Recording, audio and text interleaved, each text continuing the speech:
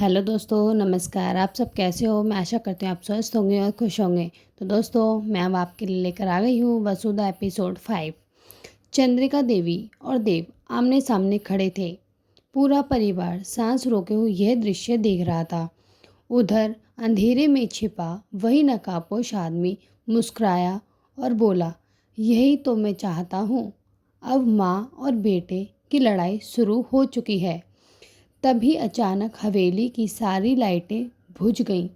पूरा महल अंधेरे में डूब गया। चारों तरफ अफरा तफरी मच गई। किसी महिला की चीख पूरे महल में गूंज उठी।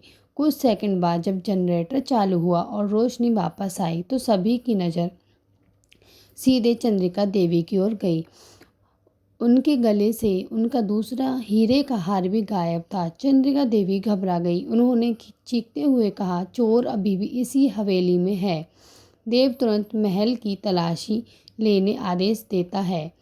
गार्ड हर कमरे की जांच शुरू कर देते हैं। तभी एक गार्ड भागता हुआ आता है और कहता है, सर, गेस्ट रूम्स के बाहर किसी के पैर के निशान मिले हैं। देव और सभी लोग वहां पहुंचते हैं। जमीन पर मिट्टी से बने बड़े जूतों के निशान साफ दिखाई दे रहे थे।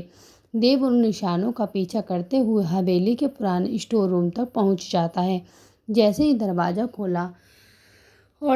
खोला जाता है, अंदर एक काला बैग रखा दिखाई देता है। चंद्रिका देवी तुरंत बैग खोलती है। बैग के अंदर उनका दूसरा हीरे का हार रखा होता है, लेकिन उसके साथ एक कागज भी मिलता है। उस पर लिखा था, अगर असली चोरों का पकड़ना है तो पहले वसुधा पर भरोसा करना सीखो। यह पढ़कर सभी लोग हैरान रह जाते हैं। पहली बार चंद्रिका देवी के मन में भी वसुधा की बेगुनाही को लेकर सवाल उठने लगते हैं।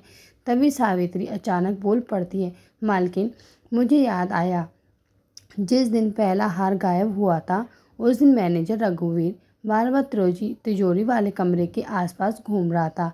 सभी की नज़र तुरंत रघुवीर की तरफ जाती है, लेकिन रघुवीर वहाँ मौजूद ही नहीं था।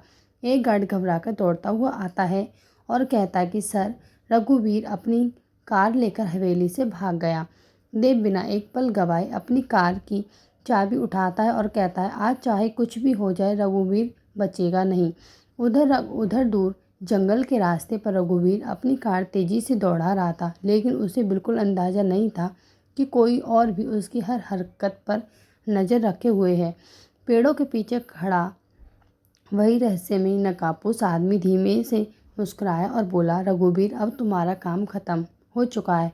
उसी पल जंगल में गोली चलने की तेज आवाज़ गूंज उठी और पुरानी कहानी एक नए रहस्य की ओर मुड़ गई। मिलते हैं अगले एपिसोड।